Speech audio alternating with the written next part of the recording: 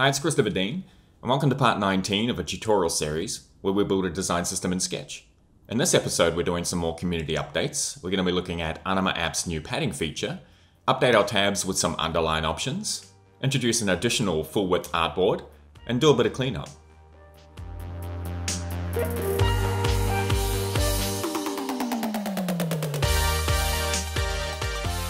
Okay, first up is Anima's padding feature. And if we look at the way I normally do buttons, it's responsive.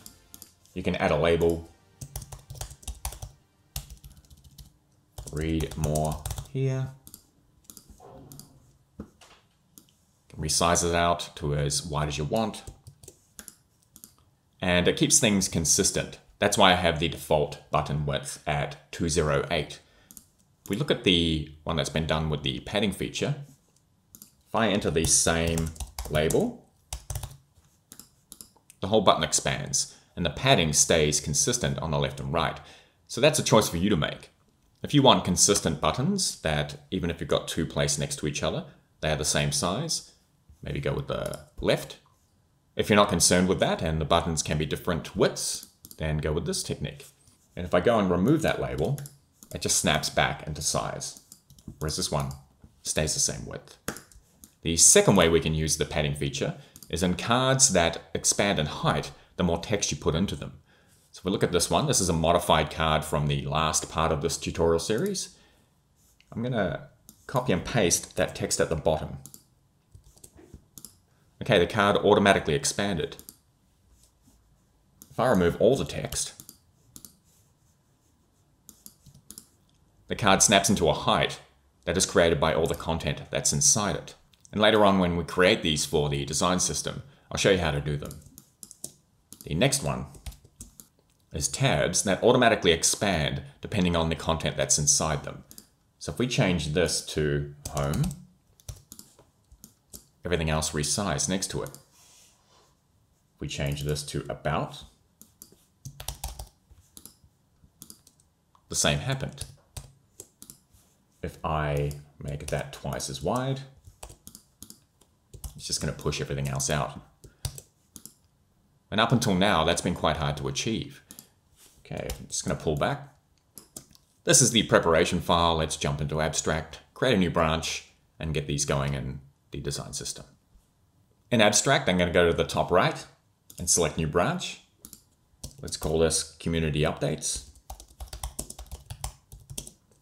3. Create branch. Select the designs file and go edit in Sketch. Okay, this artboard is at -75 and -507. Let's zero those out. Then duplicate it. And I did that by holding down Option Shift and then selecting it and dragging it. Let's move it over to 2500. Delete everything that's in it.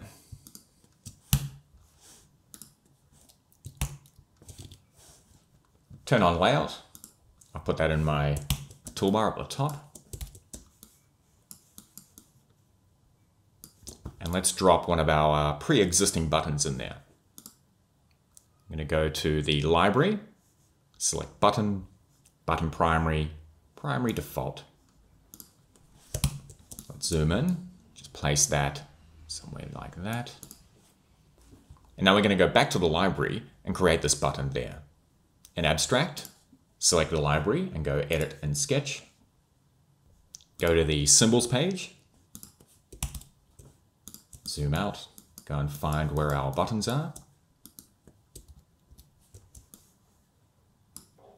Let's select the first one, duplicate it and bring it right over there. It's going to turn on the layout settings for this too, so we can place it right here. Now, this is going to be an edge case button. I'm going to be using these buttons still, and I'm only going to create one here for you to use and probably create your other buttons like white detail, black default, white default. Let's call this button primary, primary default padding. That's the feature, so let's call it that. I'm going to select that label in the middle, go over to text and set its width to auto. I'm going to bring it back over to the left. Make sure its grid settings are at 8 by 8.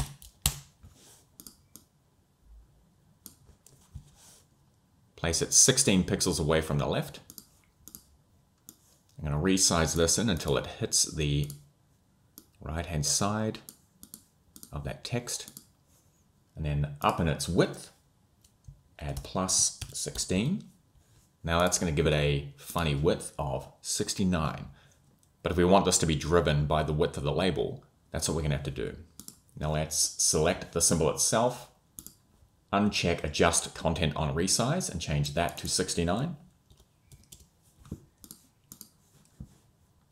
Select the button and label layers and hit Anima's padding.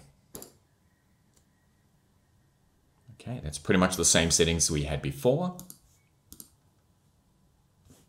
Just going to change this to button auto. Let's now select the label, take off its resizing settings of left and right. Do the same thing with its background layer, because padding is going to handle all of this.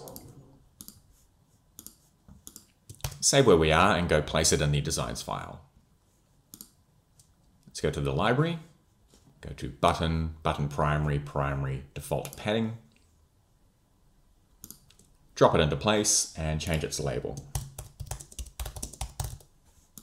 Okay, and expand it. Let's turn off our layout, select it, remove the label, and it's back to its default state. Okay, and that's the padding version of a button. Let's go and modify that card in the library. Let's zoom out and go and find it. Here we are. I'm going to turn on layout, duplicate it by, once again, holding down Option Shift, selecting it and moving it. Move it into place there. And I'm going to call this one /padding as well. Because again, it's a matter of choice. I like cards that are responsive, so I can make one card that I can use here on a desktop and then use it again in its responsive mobile design.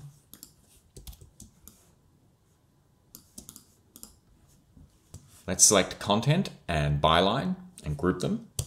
Command G, call this content.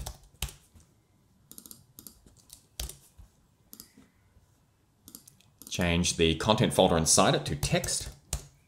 Select the content folder and turn on stacks. So we're going to have vertical and left aligned.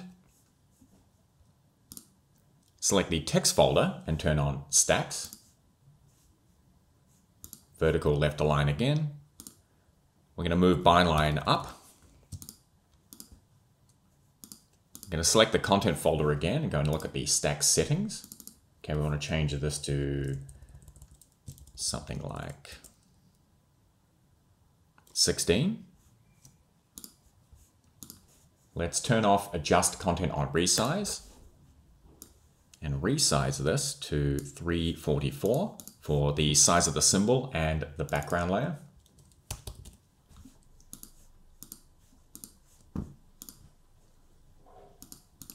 Okay, the background layer is a mask. I'm just going to change that by turning it off. It's going to say where we are and turn on padding for everything. So I'm going to select it all. Select padding. Okay, that's got top 0, right 0, bottom 16. Below that author section there, and then left 0. I'm going to call this card auto. Maybe that's what we can call our padding elements. Auto sized. That probably works better than padding. Let's go to the button as well. Rename that. Auto. Say where we are. And drop this into the designs file. Let's go to library, card article 3-column auto.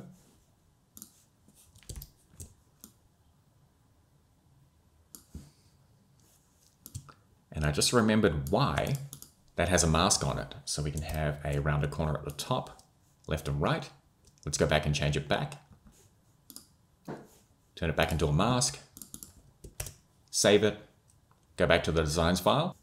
And we're going to see at the top right, library updates available. Let's select that. Okay, so those buttons and the card is coming through. Fantastic. Let's just type anything into this and see if it works.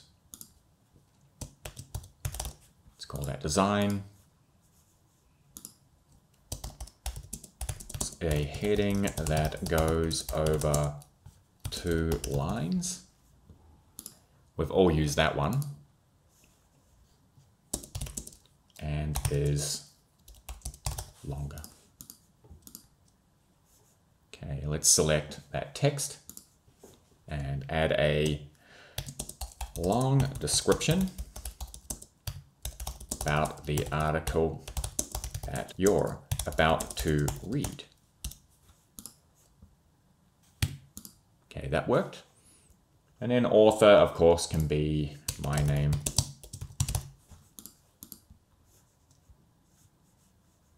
And the date, well, Happy New Year. It's already the 6th of January, 2019. Okay, here we go. 6/01/2019. And you can drop an image into that if you want, for both the image article or the avatar, just like we did in the last part. Okay, now on to an update for tabs. And I'm actually going to replace the tabs that we already have set up. This came in from Max Weir, so how you going, Max? And it's a pretty good update. So let's go back to the library and do that there. In our tabs artboard, we're going to need to make some new symbols, so we're going to move these down to give them some space.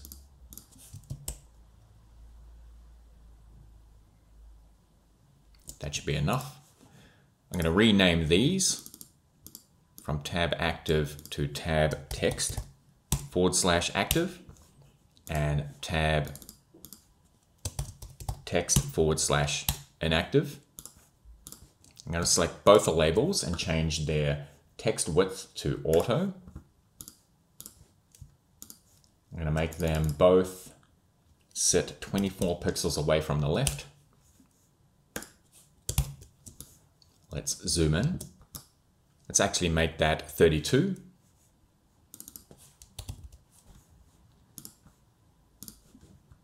I'm going to delete everything in the background for both of them. If we select the first one and turn on the grid, let's change it to an 8x8 grid. Might as well do that for the second one as well.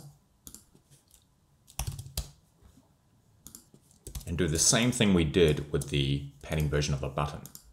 We're going to select this tab, uncheck Adjust Content on Resize, and resize this in until we hit the side of that text. So it's about 69.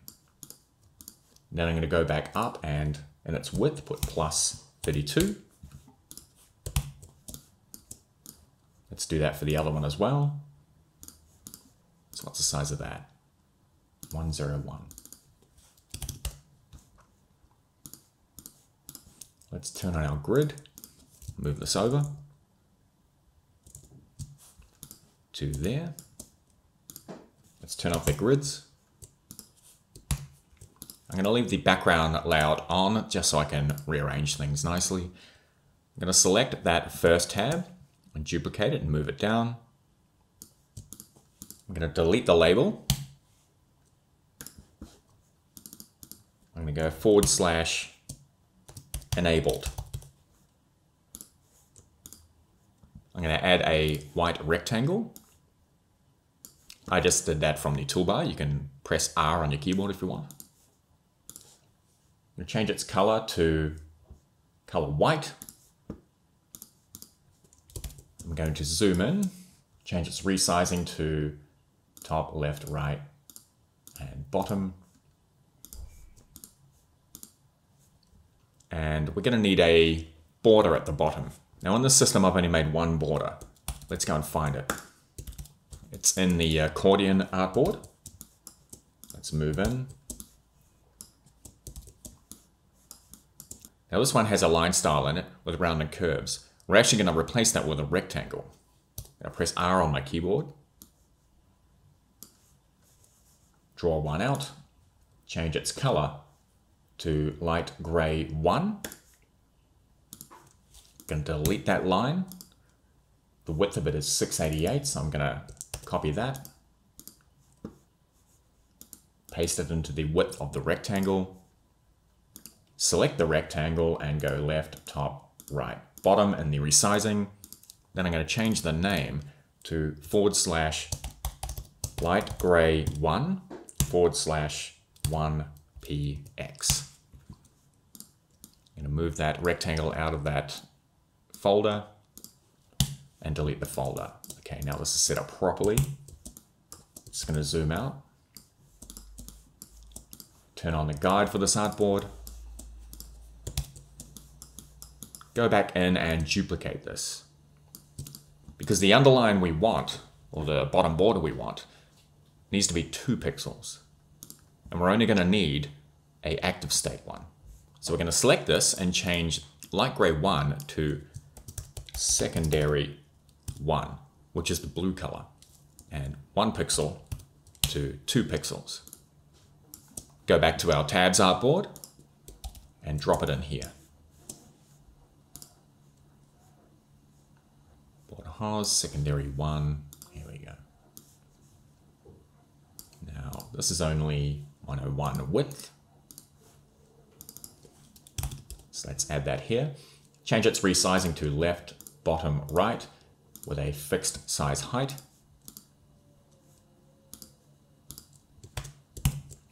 Okay, we're going to go back up to the tab that's above it and drop this symbol behind here by going to Document, Tab /Tab Text, Active Enabled.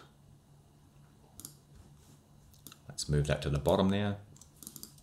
I'm going to change the name of this to Tab State because we'll be overriding it in the overrides of this symbol. Let's make sure it's at 0 by 0. Now we should be able to select both of these layers, activate padding, and have this all set up. Let's see if that works. Let's go down to padding, turn it on. Okay. Change this to tab active. Now let's select the heading and just drop it into this artboard to see if it's working. Tab /Tab Text, active. So this is where we're making the symbol and we've just placed it here. I'm going to add home. Okay, and that expanded. I'm going to reset that. Let's select that and delete it and make the other states. So I'm going to grab enabled, duplicate it, move it down, call this one hover. I'm going to change the rectangle background to light gray 2. I'm going to duplicate it again, move it down, and change its name to focused. Select the rectangle and change it to color light gray 1. I'm then going to select all 3 of them and duplicate them. Move them over to here. Select all the borders that we placed in there and delete them. And rename these the proper states for the inactive tab.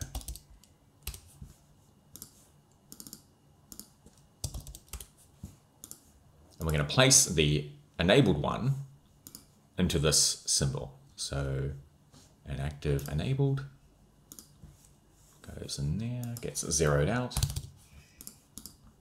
placed below the label, and we're going to call this one tab state as well. Make sure it's got left, top, right, bottom. The label's fine. Let's select both of them, turn on padding. And just to be sure that has worked, let's move over as well. select this and call this tab inactive. Let's just say where we are and go and use them in an artboard. Okay, so this one's still set up with a few things on it that we've been building. I'm going to go and grab the header, drop in that first tab, tab active, place it there.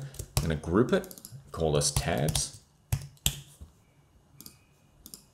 and then I'm going to call this tab text 1.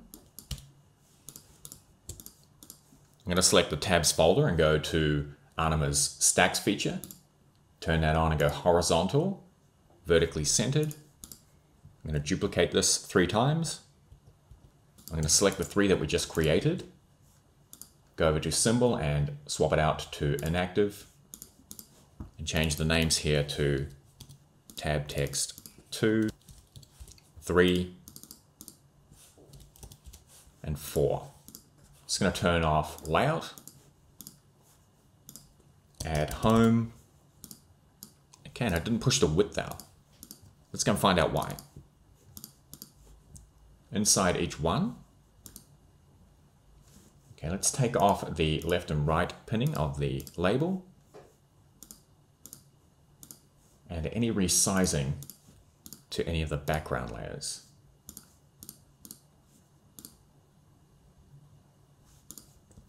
Save and go back. Okay, that's better. And we just learned something there, which is something that I obviously forgot when I was setting up the prep file. That when you are creating tabs, turn off resizing for everything, except for what you've set up in the symbol that's creating the state in the background. Let's call this accessories.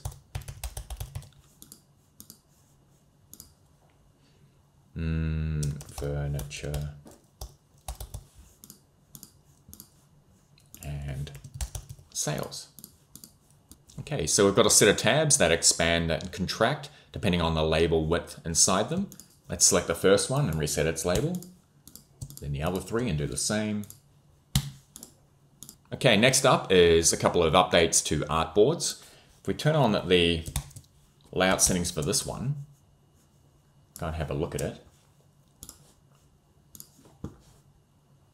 This is 1440 with 12 columns, a gutter on the outside, and 32 pixel gutter widths. This is the first artboard I ever set up in the series. We're going to create one that is full width at 1920. Just going to zoom out. Select all the others. Just move them out of the way. Okay, what can I rename this one to? Just going to put fixed at the end of that. I'm going to duplicate it and move it over. Change this to 2500. Zoom in and delete everything off it.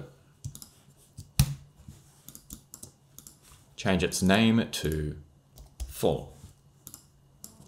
Turn on our grid. Go up to the layout settings. And it's as simple as changing this to 1920 with a 32 pixel gutter, and let's select OK and zoom in.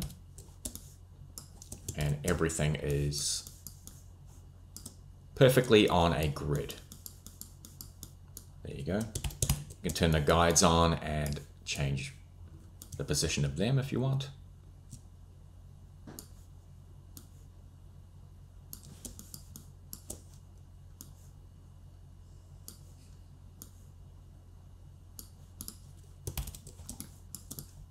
Okay, let's move this over to 5000.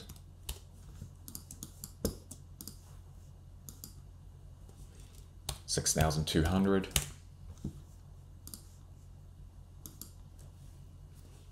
$7,200. $7,700. $8,200. And $8,700. Just to clean up the placement of the artboards. Now, why did we make that artboard? There was somebody who was known on YouTube as just the initial T. So I don't know your real name, who suggested this. This could be used for dashboards, that type of thing. And you might want to try out some smaller width options that'll give you a section on the left-hand side for some navigation. We're just going to keep it like that for now. We're going to zoom out. We're going to go and find the default iPhone artboard, and we're going to change this to an iPhone X one. And that's only because all the new models of the iPhone now come with a notch and are of that form factor. I think they may be phasing out the ones that have the big top and bottom bezels, but I think that you'll find over this coming year that analytics for any access that you're getting to your mobile website or your mobile native apps is going to be slanted more towards iPhone X, iPhone XR, iPhone XS, and beyond that, they may release a new iPhone this year that changes this again. So let's select it, go over to iPhone 8, and change that to iPhone XS. That's just going to give it some more height. Now I'm going to go into the layout settings, change this to 328, change the number of columns to 4, turn this back to 24, and change offset to 24. Okay, let's change the guides.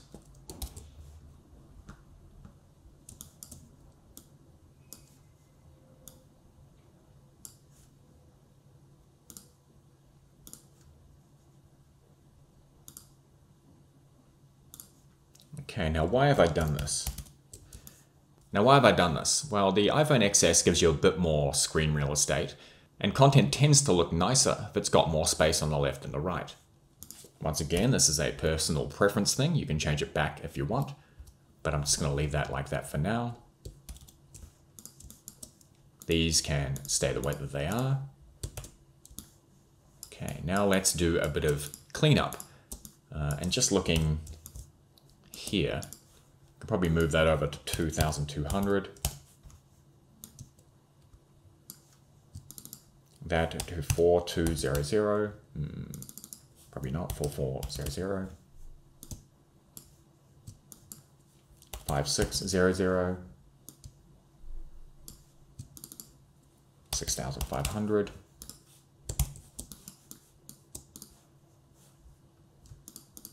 Select all of those and move them over actually, and then go to 7000. 7500. And 8000. Save where we are. Okay, I'm going to clean up this artboard by deleting everything off it. I'm going to grab the header and footer, get rid of them. Go to the tabs. I'm going to copy them and paste them into this file. But in doing so, would have probably copied those symbols over into the symbols library here. Let's go and see if we've done that. Yep. Look at that. So we're going to replace them with the ones that are in the library. Let's go over to active here, go down to the library, go to tab/tab text and select active. Select all three of these. Go over to the library, tab/tab text and active. We can then go to the symbols page and delete this and these. Yep. Bye-bye. Let's go back to the page. And they're all still there and they're linked to the library. Great. We're going to need to do that for these 3 cards as well, because the icon that looks like you're recycling means it's in this file. The one with a link chain means it's in a library somewhere. So we're going to select this one, go and find it in card article 3 column. This one is the product 2 column version, so let's go to the library and select card product 2 column. And the last one, of course, is the last one that's there, card pictogram 3 column. We can go back to that symbols page again and delete all 3 of these, leaving our symbols page empty which is what it should be. Let's go back to here. I'll turn off the layout options for this. Okay, let's go back to the library and see what we can clean up there. Okay, we've taken those over, so let's delete those. Save where we are. Let's turn off the grid on these. Okay, I'm going to leave these in here because they do demonstrate how to place your footer in there and your header for mobile, as well as these row items that we did a while back. Let's go to the symbols page.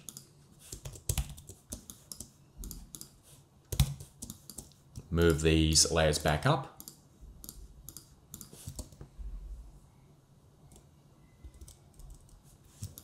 To about there. Make sure these are all layered properly. So this is going to be at the bottom.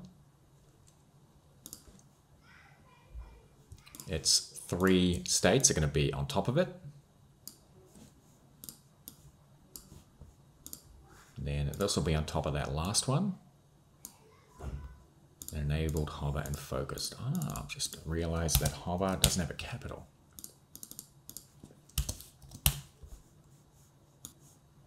Let's go to the cards artboard and see if they are layered properly. That should be the first one. That should be second and third, with the auto version as fourth. Right. I also want to make sure all the layers are named their style. Okay, I'm going to go to the shape layers. I'm going to select everything and then deselect that rectangle. Then let's select the Automate plugin. Go to Style, rename layer to style name. Okay, that's done that. Are these surfaces called what they're called? No. So let's select them, do the same thing.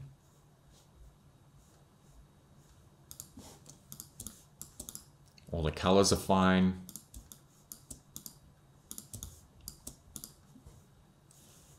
All the text layers are fine. What about these? Yep. Let's go back to the designs file and commit this branch because we're done.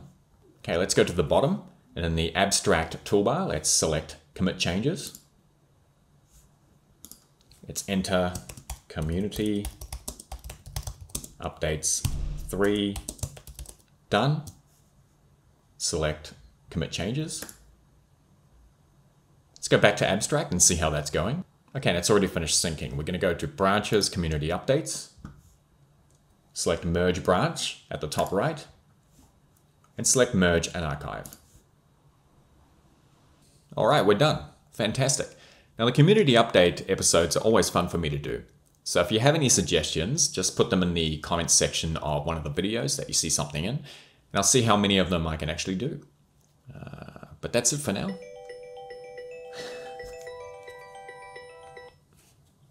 Hello? Okay, I'm gonna go meet my wife and my daughter to get some lunch. And that's it for this one. So I hope you enjoyed it. I'll see you in the next one and have a great week. Bye.